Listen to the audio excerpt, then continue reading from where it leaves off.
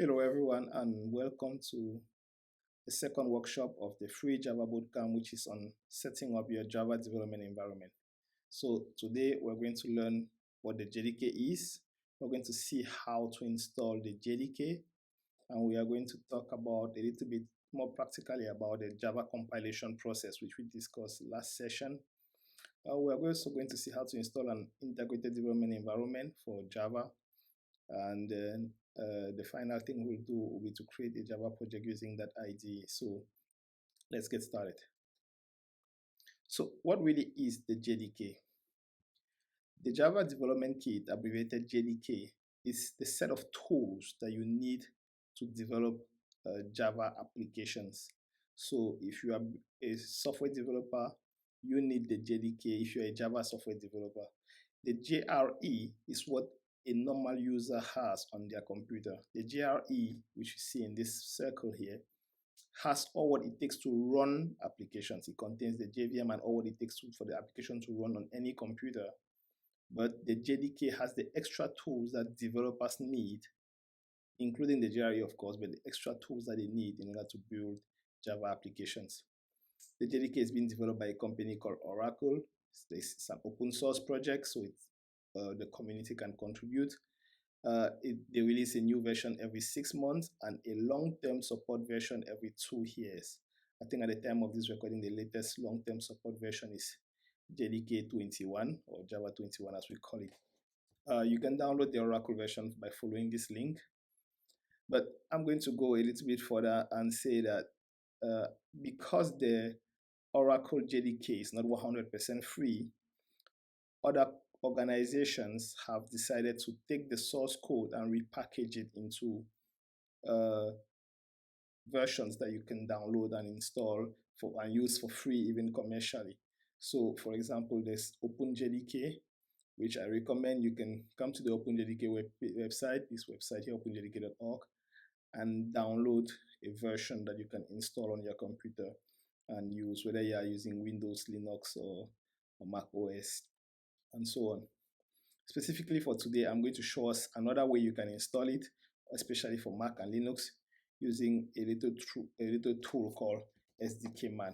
So if you go to sdkman.io, you have this nice tool that allows you to install and manage multiple versions of the JDK, because every 6 months new versions are out. It helps you manage and easily switch between versions, and it also helps you install other JVM tools, not just Java. You could also install development packages for Gradle, Grails, and you can see over here on the side all these other goodies that you might use for software development on the JVM. So Scala, Kotlin, and so on. So to install SDKman is not complicated. There is this curl command you can copy. You can copy this command, excuse me. You can copy this command and paste it in the terminal window. So I'm going to open a terminal window here. I'll just zoom into it for clarity, and that's it. If you paste and run this command, it's going to install and set up SDKman on your computer. I already have it set up, so no need for me to run this command again. I'm just going to show you what it is like when you have already installed it. After you install the SDKman, the command to access it is SDK. So here I type SDK help because I already had it installed, but it's going to show this on first time you install. So here you have the various commands you can type to do things on SDK. So you can do SDK install, SDK list, SDK use, SDK default. And these are the various commands you can use to give to configure the versions of software using. So if I say SDK list Java, for example, here it shows me all the versions of Java that I can install. For right here, you can already see I have Java 21 already installed. That's my default right now. That's what I'm using. But there are other versions I can pick from. So say, for example, I wanted to install this version of the JDK from Microsoft. I can just copy this version. Or if I wanted to install 11 for some reason here from Microsoft, I can just copy this version number. I quit with a cure and I say SDK install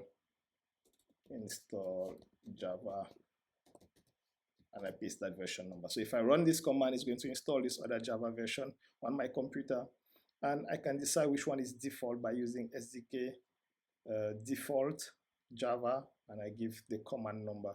So there's a ample documentation on the website, SDK man website.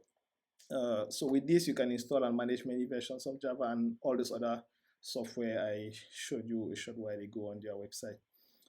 Yeah, let's get back to it.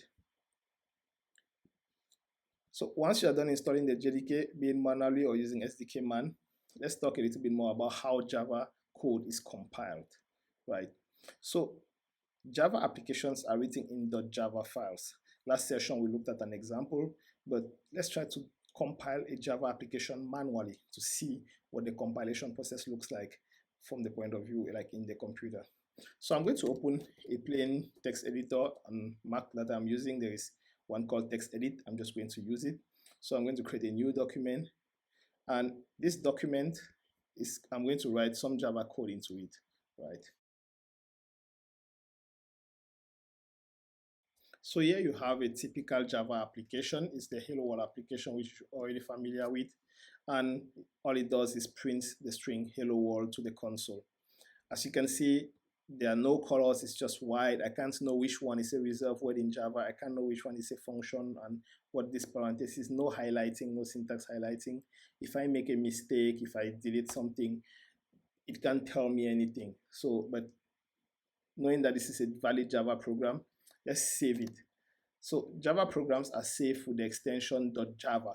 So I'm just going to call it with the class name main.java, which is the name we have up there. And I will save it just here for demo purposes. So if I save this, then we have this as Java code.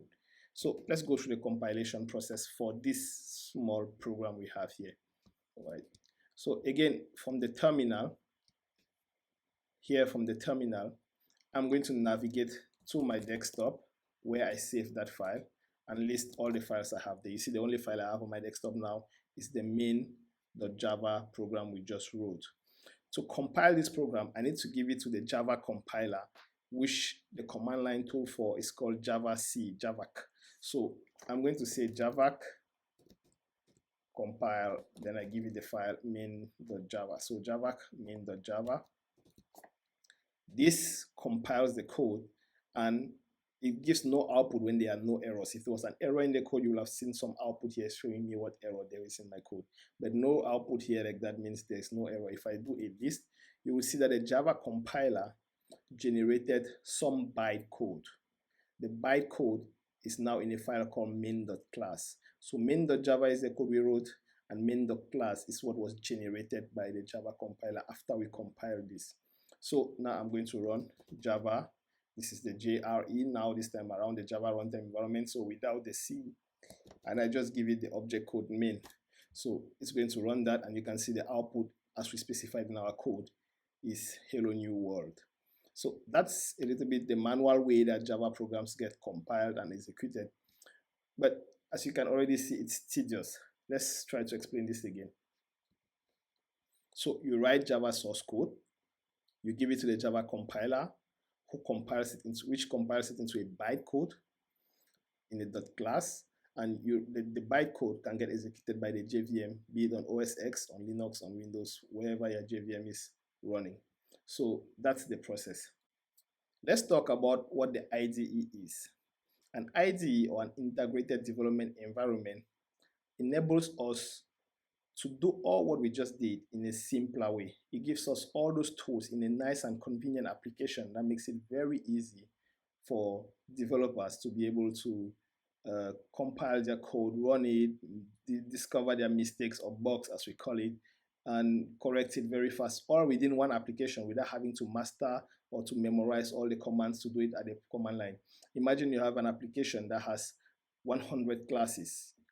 Imagine the process we just went through. It was going to be a bit very tedious to do that for 100 classes. And then there are other things that happen in the background. Usually your application depends on libraries from other places. So you need other tools like Gradle and Maven to start downloading libraries that your application is using. And doing all of that from the command line will be really, really tedious. So an IDE makes it very easy to have one place where you can very conveniently do all of that. So in our previous session, we spoke about IDEs that you could install, and the most recommended one was IntelliJ. So you can download IntelliJ from the JetBrains website. If you just Google IntelliJ download, you're going to see this. And you can download the ultimate version, which is a paid version and has a lot more bells and whistles for developers. Or you can download the community edition, which is free and has basically everything you need. I've used the community edition in many projects, and it's good enough for student use, for open source contributions and whatnot, and it's good enough for non-profit environments. I usually say if you are just writing Java for yourself for fun or for learning, you use this one. If you are working for a company, then you use this one, and of course the company is going to somehow cover the cost of the IDE, because it's this moment is a more professional development tool. The interfaces are quite the same, so just feel free to download this one, and you can download the version for your operating system. So here I'm on Mac, but you can choose Windows or Linux, and you have everything you need. So let me close this. I don't need them right now.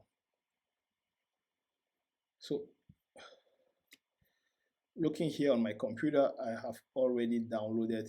See here, I already have this one and this one. So the best thing you can do is just install it the traditional way, like you install a Mac program. So if I wanted to install Ultimate, I will drag it here and so on. But no need, I already have it installed here in my computer. So there are other IDEs you can use.